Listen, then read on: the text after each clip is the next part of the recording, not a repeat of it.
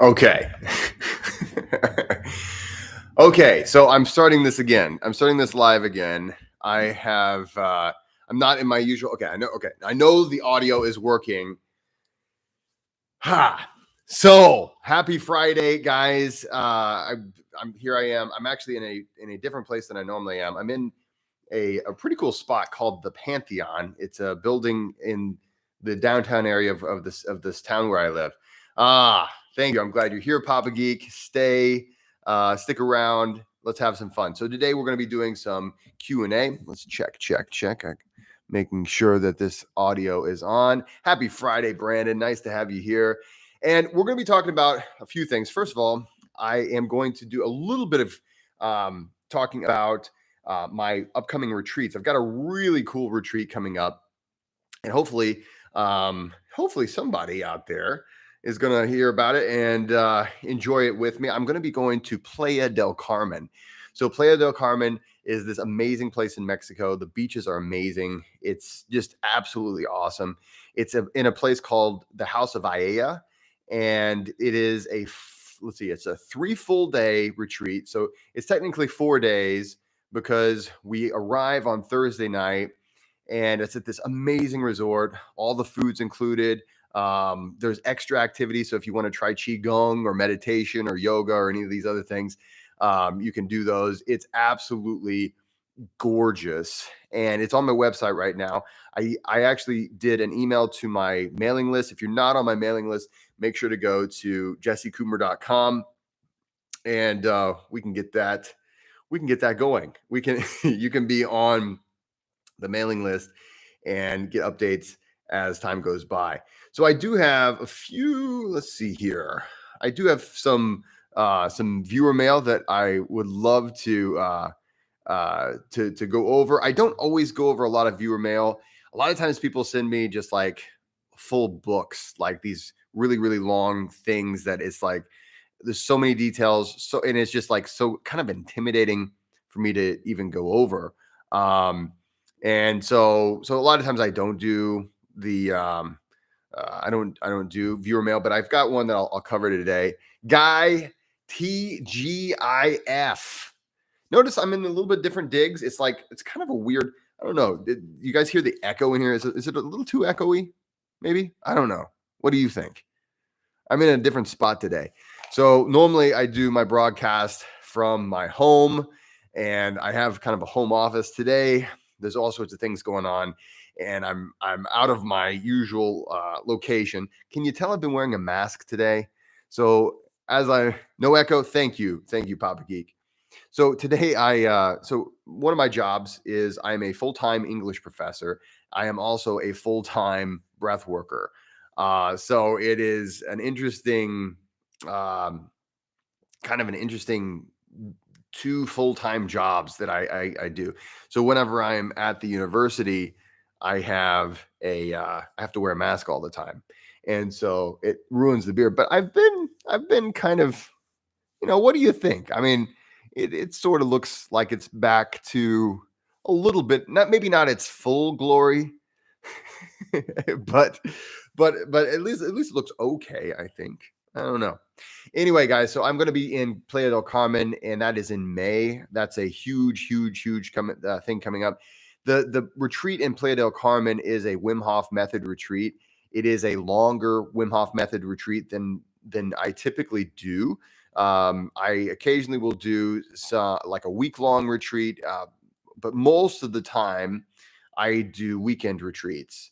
And that's just for anything. Most of the time it's just a weekend retreat, because at least here in the United States, we don't take a lot of time off. Sadly enough. I mean, we really should. But there's a lot of things that go into taking time off, of course. But basically, I am going to be in Playa del Carmen. If you go to my website, you can take a look at that retreat. Everything is included except for you have to get there. So your flight there is something that you have to do, and you have to make it to the resort. But this resort has some of the finest food. It's actually a resort that's focused on health and wellness. So in addition to the awesome retreat that I'll be giving you along with my partner James, he and I partner in Wim Hof. We're going to be doing a 3-day intensive, and it is not a workshop. It is a deep dive retreat. So yes, you're going to learn Wim Hof method if you want to, right? Because some of you guys will be old time practitioners. Others bring their friends, their wives, people that they know. Hey, you really should try this Wim Hof method thing. Whatever. We will teach the Wim Hof method, but we are going to be focusing on using the Wim Hof method as a tool, right? So we understand, okay, if I practice Wim Hof method, I have these health benefits, great, yay, rah, improved immunity and better, overall, lowering inflammation, all these other markers.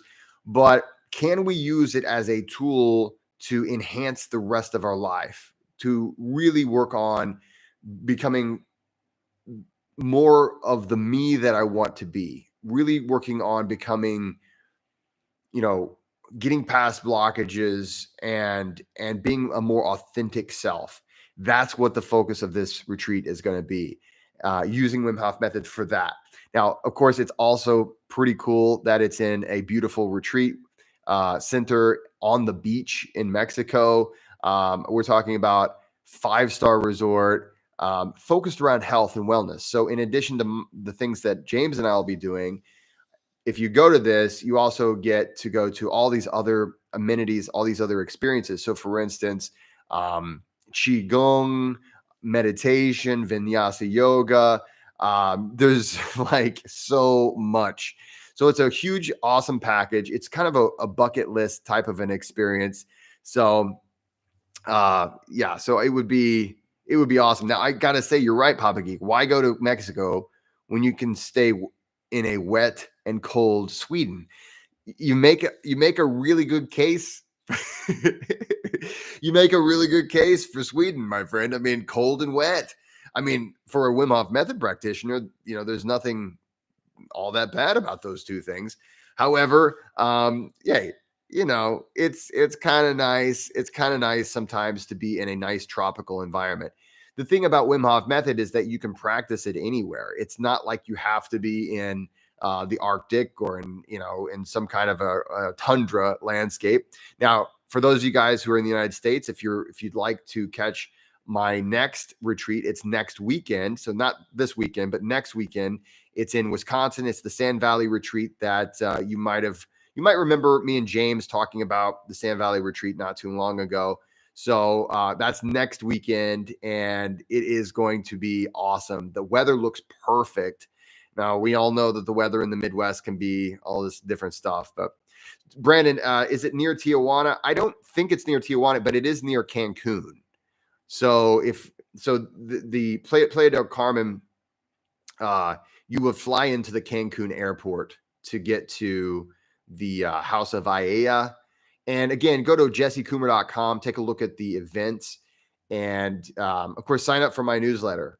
My newsletter, guys, is actually pretty awesome to be a part of. I gotta give it up for my newsletter, because honestly, I have to write these things. So I do have a virtual assistant who does some writing for me when it comes to really simple things, but like my monthly newsletter, and like for instance, if you're on my newsletter, you got something recently about this retreat in Playa del Carmen. So I actually write these things myself. So if you haven't already subscribed to my newsletter, go to my website and check it out. So I have it now set up. So okay, here's the thing. So my website now is set up where if you go to it, and like no matter what, as long as you're there for like I think 5 to 10 seconds, a thing pops up and asks you to join the subscribe to my email list, which I got to say sometimes can be annoying, but other times I would never have signed up for an email list had I not. Oh, yeah, I guess that's a possibility. So I started that. So, forgive me for being annoying. But this retreat in Playa del Carmen is May 5th, 6th, 7th, and 8th. So you will arrive on May 5th, Cinco de Mayo. Okay. I mean, I'm just saying, yes, we're going to take ice baths and we're going to do a ton of breathing, but it's going to be amazing food and maybe some margaritas too. That's up to you. But anyway, it'll be May 5th, 6th, 7th, and then we'll check out on May 8th. And that is the a Wim Hof method experience. It's not a workshop. It is a Wim Hof method experience retreat. So hey, if that's something that you're interested in, it's a for what you get, it's an amazing deal. It is a little bit more than the average retreat that I go to, but you get way more than the average retreat that I do. So, and not to mention, you're getting the deepest Wim Hof method experience. It's not just learning the Wim Hof method. It is, okay, we're gonna get really into it. And of course, it's at on the beach in these beautiful environments too. So it's going to be awesome. So check that out. It's on wimhofmethod.com and it's also on jessecoomer.com. There are more options. Like if you get it on wimhofmethod.com, the only option I was able to put on the Wim Hof Method website was single occupancy. But if you go with a friend, or so if you're willing to do double occupancy, there is a discount, and those details are available on the website jessecoomer.com. All right, so having said that, guys, so I'm going to go ahead and read one of the emails. Like I said, I get a lot of emails. I don't really respond to a lot of emails anymore, just because I just don't have time. Guys, I really, really wish I could respond to more emails, but I just absolutely, every minute of every day is it seems anymore it's booked. I'm very blessed in that respect. But if you do want to have your email for sure answered, if you want to be able to ask questions and for sure get a in-depth response from me, you can go to join my Patreon club in the $20 or higher tier. And I promise to actually, even if I need to research your question, I will do that and give you the absolute best answer possible. We're going to be doing an YouTube live to answer those questions. And then after the YouTube live, then it becomes private so that only people in the Patreon can see those answers. But it is something I do live. So if you're really wanting to make sure, hey, I want to make sure Jesse actually answers this question, the Patreon club is the best way to go ahead and do that. Okay. Having said that, I am going to answer an email here. And let's see here. Where did it go? Where did it go? I know it was here somewhere. This is the problem with having like a million emails in a day. It goes back and forth, and then things get buried.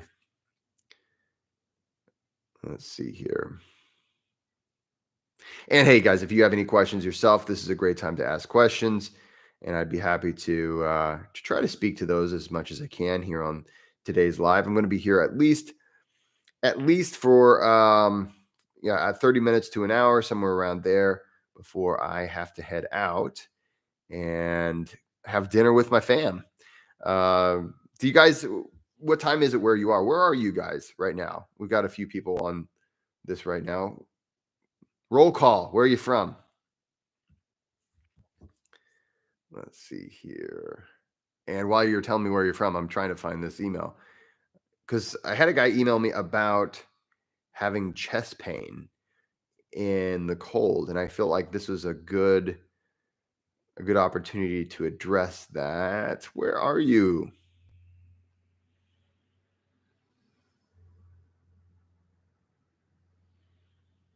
Where are you from, guys? Where are you coming from? I know where Brandon's from. You're from where I'm from. I am like, what, an hour south, of you? We're pretty close in proximity.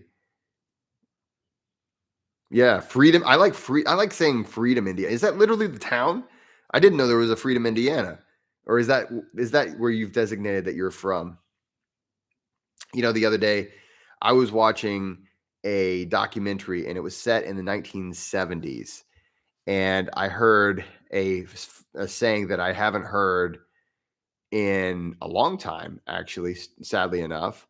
and it's a free country. So that really kind of made me think.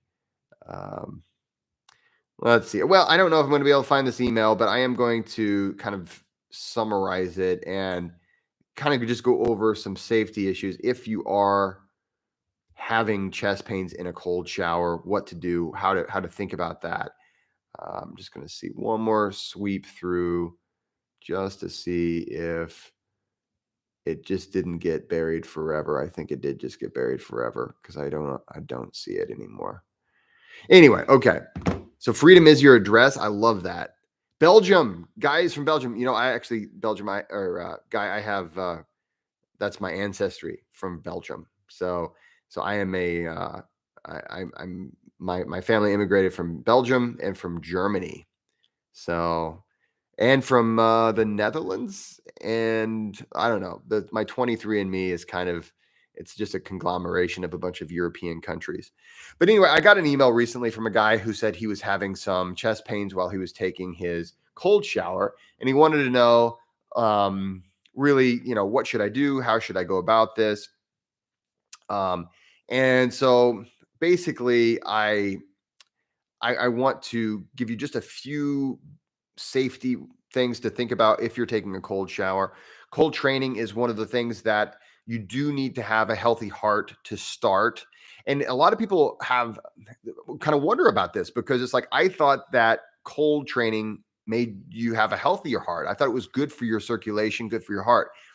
And I want you to, and it is for the most part, if you're doing it the right way. And of course, if you want to know more about that, I've got an ebook on my website. But let's talk about, okay, so wait a minute. So how can something that is good for my heart also be something that I shouldn't do if I have heart issues? Okay. And so by heart issues, this would be if you have uncontrolled high blood pressure.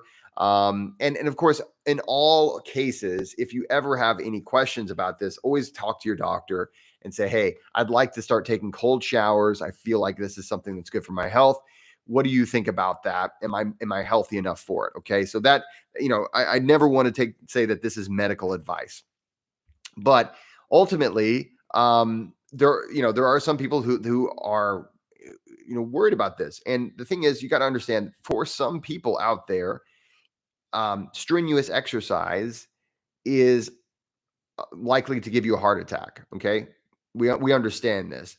That strenuous exercise can be something that can lead to a heart attack or something like that. Now, strenuous exercise is also something that is very good for us, right? So how can these two things be true at the same time? Well, the reason why, for the most part, that any kind of physical activity is good for you, almost in every case, is that it strains you. So it is a stressor. So anything that we do, for instance, if it's cold showering or exercising, lifting weights, heat therapy, it is a stressor that causes us to have a healthy response. And so that is the hormetic response. The body will adapt, and the body will say, okay, I have to become stronger, healthier, and more well adapted. Well, okay. So here's the thing. You got to think about this. Well, can you handle that stressor? Because when it comes down to any kind of training, whether it's physical fitness or cold training or anything like that, you have to give yourself enough of a stressor that you'll have that hormetic response. But if you give yourself too much of the stressor, you actually will cause harm. So, for a good example for that, for instance, you might think, okay, when it comes to going to the gym, I'm going to go lift weights, right? Okay, great. What are you're going to go bench? What's your bench, right? I'm going to go do the bench press. Well, this is actually where a lot of people mess up. A lot of people really hurt themselves because their ego gets in the way, right? And so the person goes to the gym, they look around, they see all the beefers beefing, and they're like, well, you know, I'm going to lift a whole bunch of weight to impress all of these strangers at the gym.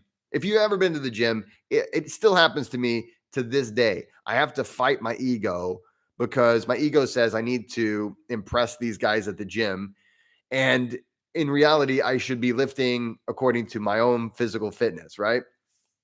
So so what happens is a person will go, they'll put way more weight than they should on the bar, and they'll get underneath it, and they will overexert themselves. They will stress the muscle too much, or maybe not just the muscle, but also the connective tissue and all these other things, right? And so the problem is they avoided the main rule. The primary rule of hormesis is that you need to stress yourself enough, right? Enough, but not too much. So there's the comfort zone that you need to push yourself out of. There's the training zone where the magic happens. And then outside of the training zone, that's the injury zone. That's the danger zone, right? Cue the song, the danger zone, right? So so when people ask me about chest pains in the cold shower, okay, I'm bringing it back to this email that I recently got. Germany in the house, Karsten, guten Tag. That is the word. Guten Tag. That's as good as I've gotten. I took 1 year of German in high school, and it makes a lot of sense. Actually, German makes a lot more sense to me than like I've tried to learn Spanish, and Spanish, is my Spanish is no bueno. But German makes a lot more sense. I should have studied it more. But anyway, my German is not wunderbar either. Anyway, what was I going to say? So when it comes to I see, I actually understood what you wrote there, Carson. Um, so okay, so the thing about cold showers and chest pains is that you need to go into the cold shower and uh, now it's just a German fest over here. We actually have in my small town a thing called German Fest, and do you know what we do on German Fest, Karsten? Guess what we do? We drink a whole bunch of beer. That is German Fest. Hey, look at all this German here. Oh my God. Oh my gosh. So, okay. But when it comes to chest pains in a cold shower, what happens is a few things. First of all, a lot of times it has nothing to do with your actual heart. Like it's not actually a heart problem. And this particular person said that he doesn't have any, heart issues. So for a lot of times it is tension in your muscles, right? So you have to understand one of the things we do as humans is whenever we're undergoing stress, we will tense up, and in doing so, that is our own physiology's way of being of protecting the vital organs, and that tension can cause some pain. That tension can actually, you can have tension in your chest, and it's not actually having anything to do with your cardiovascular system. It has to do with your musculoskeletal system. So it can be something that's uncomfortable and somewhat painful and have nothing to do with the heart organ itself. Having said that, of course, if it happens on a regular basis, or if it's something that you cannot relax into, that is something that you do want to get checked out. You may have a cardiovascular issue that you're not aware of, and you're having this come up in a session. Now, of course, watch your blood pressure. Look at your heart rate. Notice that in the what's so funny when it comes to ice bathing, when it comes to cold showers, I will see a lot of people brag about how they can get their heart rate down in a cold shower.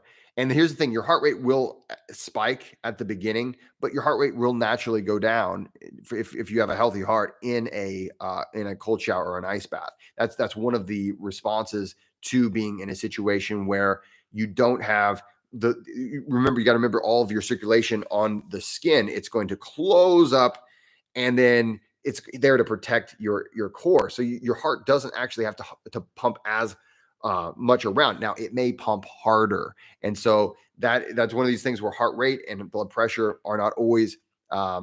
You shouldn't just look at one. You need to look at both. German Fest is Oktoberfest here, but we call it German Fest here for some reason. I know why we call it German Fest here. The place where I'm from, we have a lot of a heavy French population is what started this small town, and so this small town. Let's see, where's my friend from Belgium, Guy? You're probably familiar with Vincennes, France, right? So I don't think you guys pronounce it the same way we do. We pronounce it Vincennes. It's probably Vincent, or I don't know what you guys I probably completely pronounce it wrong, but it's Vincennes, Indiana is where I am right now. So it's a small town that was started by a bunch of French people. Let's see, Winged Hooser. I'm going to get to your question here in just a minute, so hang loose for just a second. Papa Geek says, I started running again lately. Never thought of it, but is there any breath work around running? Yes. Yes, Papa Geek. Absolutely. Like doing while you're running. So like breath work with pacing or something. Yes, there is. Now there's multiple things you can do if you're an athlete and you'd like to improve how you perform. So there's ways to use breath work while you're practicing, so during regular runs, to enhance your respiratory system and your cardiovascular system to improve your overall performance. However, you ask any serious runner, they're going to tell you that oftentimes they will pace their breathing with their steps. So, they'll inhale for so many steps, exhale for so many steps, and so on and so forth. Now, there's a lot of different schools of thought when it comes to this, and I would need to work with you individually to know specifically which technique to prescribe to you, or at least to recommend to you. Guys, hit that like button if you don't mind. I would really appreciate it. This stream got messed up early on. My audio was off, and so it'd be cool if you don't mind to hit the like button. If you don't mind, thank you. All right. So, but when it comes to any kind of a like a cardiovascular, thank you to all you guys pressing the like button. When it comes to any kind of a cardiovascular exercise, you have to understand that breathing harder is actually working against you. Even though you feel the urge to breathe harder, breathing harder closes up the blood vessels. It actually can cause irritation in your larynx, and it can cause irritation in the bronchi. So mouth breathing actually is something to try to avoid when you're running. Now, everybody out there is saying, well, how am I not supposed to mouth breathe when I run? That's what we do. When we run, we mouth breathe, right? But in reality, you don't have to. And this is where you can do a lot of breath training outside of running. But my best advice to you is to try to do nasal breathing as long as you can while you're doing your runs. And what that's going to do, it's going to slowly but surely train those nasal passages to stay open, to dilate. And then when you do that, you're going to be able to take advantage of all those things. Now, I know Papa Geek, you've taken my online course, right? So if you remember all those things that the nose will do for you, one of them specifically is increase your nitric oxide. So you'll have more nitric oxide pumping through your blood. And what that does is it makes all of that oxygenated blood, all of that good blood, that healthy stuff you want to circulate, it makes it so that your blood vessels will expand instead of contract. They're going to open up, and they're able to have a more facilitated gas exchange, but also all of the good stuff that the blood is carrying will get to those locations better and be more effective. So nasal breathing is the number one thing. If you just had one thing to do, practicing the proper breath wave. And again, Papa Geek, I know you've been in one of my classes before, so you know what the proper breath wave is.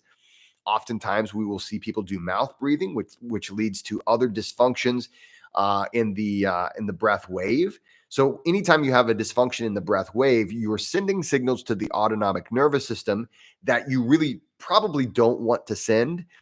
And once you do this, you can start to have a change in your hormonal profile. And when you have a change in your hormonal profile, this can be good or bad, depending on what you're trying to get out of it. But if you're going running for like distance, you want to have a different hormonal profile than if you're going running for sprint, right? So and I guess the easiest catecholamine, or I would say the easiest thing to think about when it comes to that is how much adrenaline do you want pumping into your blood when you're running? And so if you're doing something for distance and you're doing it for endurance, then you don't want quite so much. You don't want to have that adrenaline dump because you'll blow through it and then suddenly you're just like, oh my God, I need to lay down. Right now, if you're sprinting, it's different. So breathing for your goals, absolutely. And running, I work with a lot of athletes. I'm not currently working with any runners right now, but it is something that runners more than most should really think about how they're breathing, as opposed to, I mean, yes, nutrition's important, training schedule, all these things are important, but the foundation of any cardiovascular exercise, right, is the cardiovascular system, and what facilitates that system is your respiratory system, as well as, there's a lot of other things, but they work in conjunction with each other. You're really working on that, getting that proper gas exchange. So Papa Geek, my best advice to you, especially since you've taken the course and you're in the Patreon club, that I want to invite everybody to join. If you haven't already joined the Patreon club, it is incredibly inexpensive and the benefits are many. So take a look at my website for links to my Patreon club. So anyway, Ian, nice to see you. Good to have you here. Let's see here. Okay, so having said that, there's my answer to you, Papa Geek, on breathing with breath work. And then no, this is not a aura ring. I get that a lot. Actually, this is my my what would normally be my golden wedding band, right? Or from being married. And so what happened was I broke this finger in jujitsu. So I was doing takedowns with actually the guy who eventually later on became the state champion in kickboxing. Okay. So here I was, this jujitsu guy, facing off against this guy who is just this amazing fighter in all martial arts that I have seen him fight in. Anyway, we were doing takedowns and his knee hit my knuckle and it broke in a way that it healed back, that it's just never been small enough. If you look at my knuckle, look at that. So there's my knuckle. And so it healed in a way that it just never healed right. So, I mean, I can play guitar with it. I can do all these things. The finger itself is fine, but now it's so fat that I can't get my actual golden, my wedding ring on it. So my wife got me a silicone ring, and this is my second one. Silicone rings eventually do wear out. So this is my second one. But yeah, if I got an aura ring, I think I would wear it on my other hand just to kind of have some distinction. But it would almost feel weird to have an aura ring and this, silicone ring, just because, just because I almost feel like the aura ring would be more impressive to look at. And then it would be like, well, what does that say about my marriage? I don't know. Maybe I'm overthinking this. If you have an aura ring, is it how? I mean, I have friends that have aura rings. I have a Garmin watch, and that does pretty much everything I want it to do. I like having something that I don't have to pay a monthly subscription for. When it comes to a device, because sometimes devices, you just lose. And then you're like, you forget that you're paying for it. And then later on you find out, oh yeah, that's right, I'm paying for that. So for me, just it works a little easier having the Garmin, and the Garmin really does everything I want it to do. And pretty much everything that the Aura Ring does, the Garmin does too. So I don't know if you guys, have you had experience with smartwatches and the Aura Ring? Is there one that's better? I know a lot of my friends have the Whoop strap and they like that, but I've never tried the Whoop strap either. I really do like how it looks, but I'm just, I don't know. The Garmin so far, it's all I've had recently. I used to have the Fitbit, and I love using basically the biggest reason I like having these is for sleep monitoring. I want to know, is the breath work I'm doing, are the supplements I'm taking, are, how are my actions during the day affecting my sleep at night? And it's really awesome. I've gotten this really tightened up. I sleep like a corpse. I sleep like a baby, I should say. But it wasn't always that. I've always had a hard time with sleep. I'm a giddy guy. I'm a high energy person. I'm a worrier. I'm a ruminator. I will worry about everything. And you're like, well, wait a minute, you're a breath worker. How is that? Haven't you cured that? No, I'm sorry, my friends, you cannot cure the human condition. I mean, it's not like, oh, I did enough Wim Hof method or I did enough Vivation or whatever that I just don't have these issues. No, these are tools that I use to treat the issues that I have, and so it's allowed me to become a far more happy-go-lucky person. But hey, there are still those nights when it's 2 a.m. I wake up and I'm worried about something. Well, then I have a breathwork tool that I know is going to work for me because I know how to test it on myself, which is what I teach in my breath mat or my language of breath course. How do you test breath? How do you test breath work on yourself and know objectively, yeah, this works for my physiology? So I teach that in that course, but I know what works for me, and I do that, and I can get right back to sleep. So anyway, yes, let's see. Oh, hey, Mark, thank you so much. I'm so glad you're enjoying my book. So a practical guide to breath work is available right now on Amazon, and you can get the ebook off of my website, jessecoomer.com.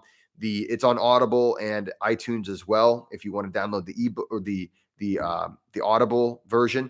What I did, for my book, what I try to do, there's a benefit to buying both. So like in the book, you get the diagrams and the charts and the tables and things that you just can't have on an Audible. But on the Audible, you get guided breathwork sessions. So I actually guide you through some of the breathwork sessions that are in the text that are in the book. So hey, I tried to make it so that either way you go, there's a special benefit for it. Guys, hit the like and subscribe if you haven't already done so. Let's take a look here, and please, I really do appreciate it. It really does a lot for the channel, and it keeps me going. I appreciate it if you don't mind hitting that like button.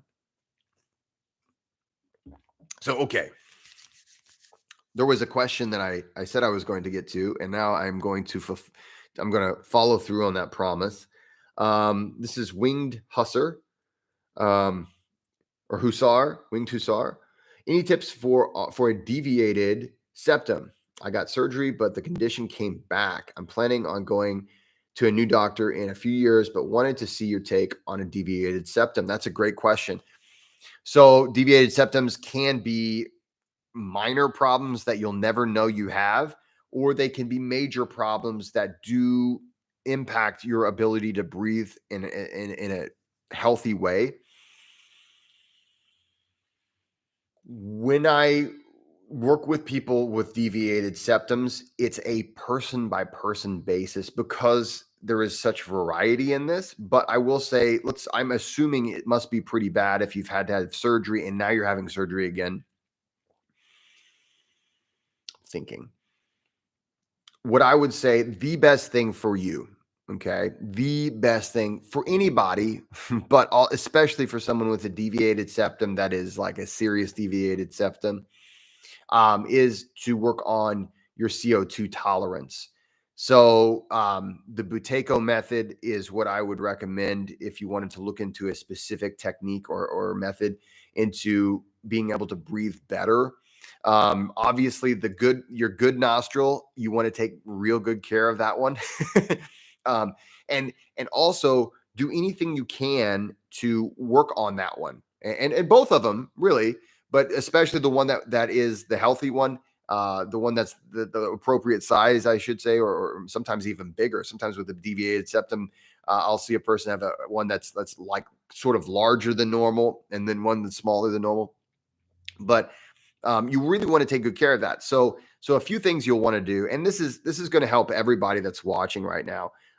So one of the things you'll want to do for anybody for nasal health is to humidify your rooms. So that's something I think a lot of people forget this time of year. If you're in the northern hemisphere, it's the winter time, and we have incredibly dry air. I'm in this building right now. I can already tell, right? As I'm breathing, and of course I'm a breathing snob, so don't get me wrong, I'm not complaining. This is a wonderful place, and they've been nice enough to let me just come in and do my show. But whenever it gets to be really cold outside, the air dries up outside, and then we start running our heaters, which typically will dry out the air even more. That will exacerbate a deviated septum, and it will exacerbate anyone's sinuses. It's going to make you have swelling, inflammation, all this stuff in your sinuses that you just don't want. Okay. So proper nasal care is essential. Take good care of the one good sinus that you have and find the right kind of doctor to help you get past this next surgery. So I wish you nothing but the best, my friend. And check back with me. I'd love to know more if you've how that worked out. But it is something that sometimes there are just mechanical issues that do cause us problems. I always recommend doing this thing. If you're watching right now, try this. You can do it like this, however you want to. You can do it like this, but this typically will at least open up the sinuses as much as they can be open. Now, with practice, you're going to be able to learn how to do that with the muscles that are here. In fact, I'm not going to try to demonstrate it now because I'm still training myself how to do it. But you can get so good, and this has nothing to do with deviated septum right now. But you can get so good at using these muscles that you know how there's noddy breathing. So you would go right, and then right. So you're plugging up one. You can actually do it without even needing your fingers. You can. I'm doing a terrible job of it right now. But it's something that I'm practicing. I've seen some yogi masters, some breathwork masters be able to do that. So it is possible to do that as well.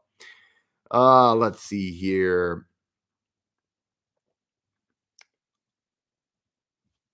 Okay, Papa Geek says I actually practice with stuff from the 6-week course today while running trial and error. Nice, nice to do some calibration with you here. Absolutely, my friend. I'm so glad you're here.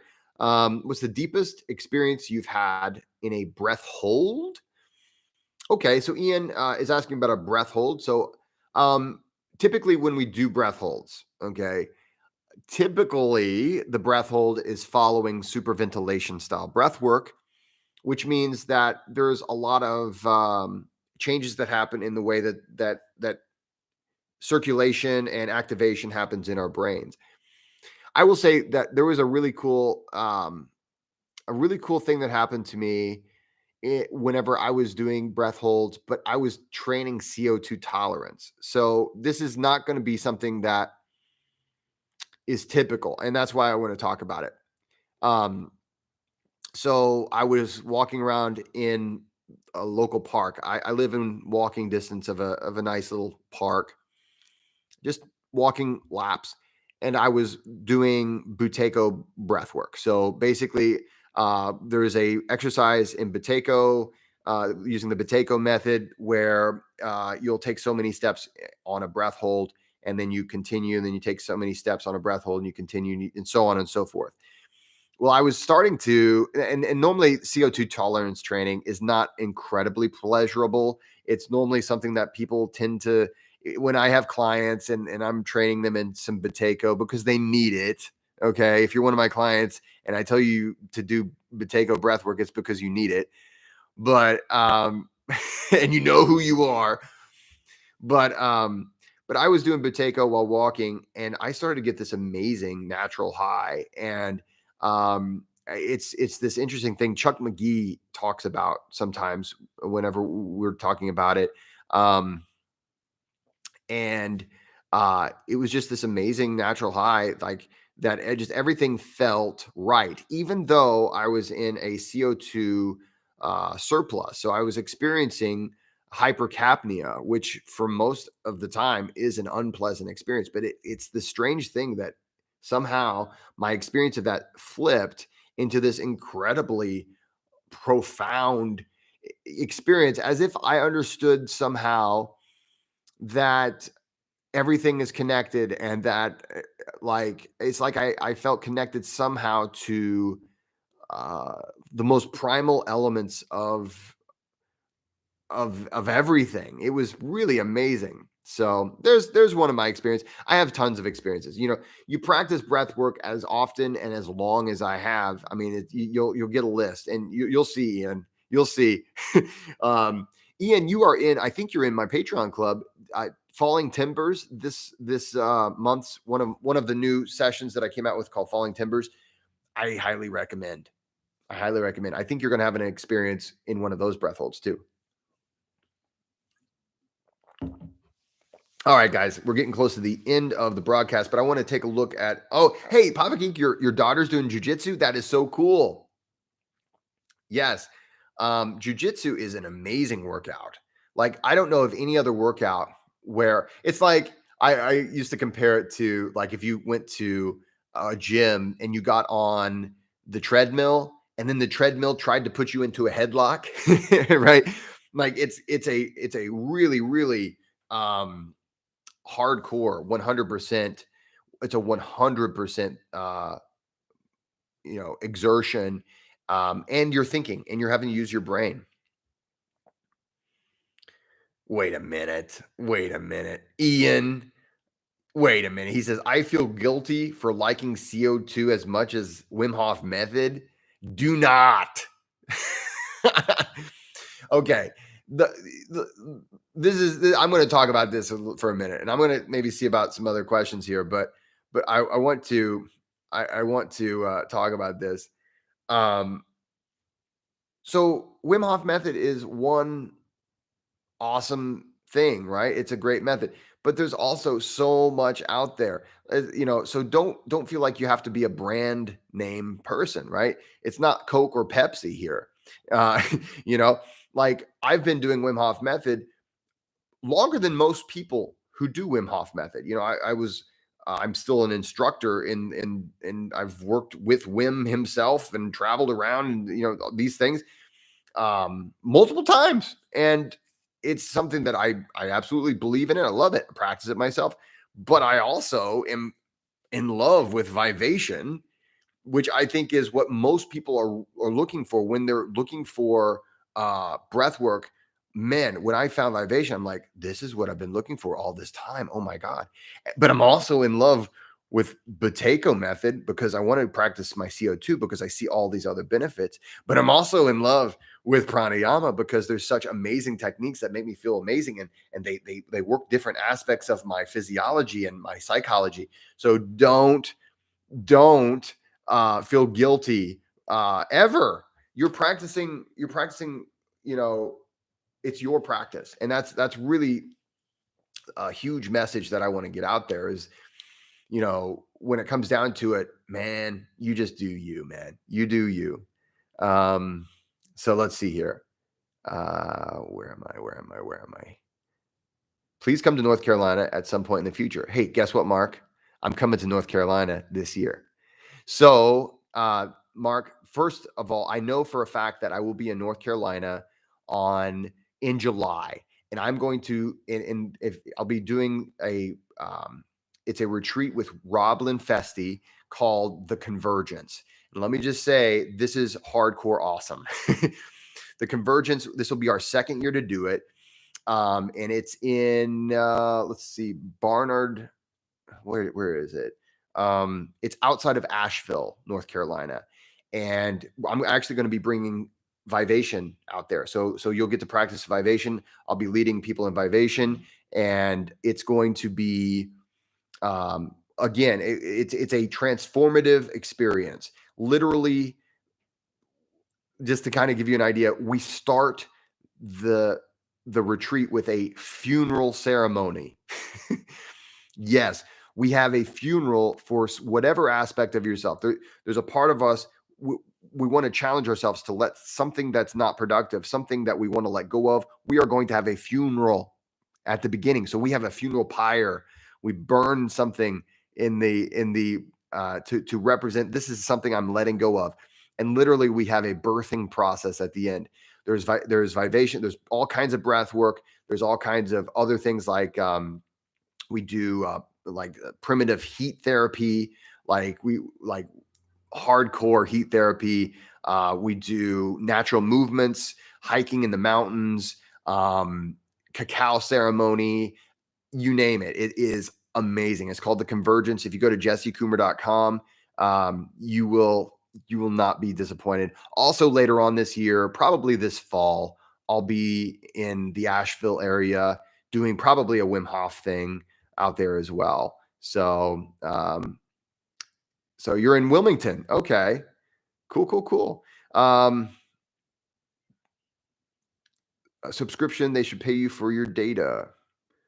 Okay. So, well, I'm okay. I'm not sure what that means, but um, let's see here. So, Papa Geek, yeah, right. It's a treadmill trying to put you in a headlock. Wing Husser. Let's see. How's that spelled? The first thing. I'm not 100% sure what you're getting at there either. But if you reach out to me, I'd be happy to respond if you have a specific question. Guys, this is the end of this broadcast. We're going for just about an hour now, and I'm going to have to get home. I actually have to run by and grab a bottle of wine for my family. We're having a get together this evening. And my wife said, go by the store, and she's given me very specific instructions.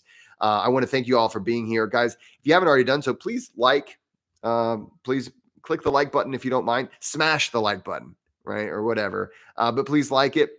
Please subscribe if you haven't already done so. Head over to jessecoomer.com for all of my events.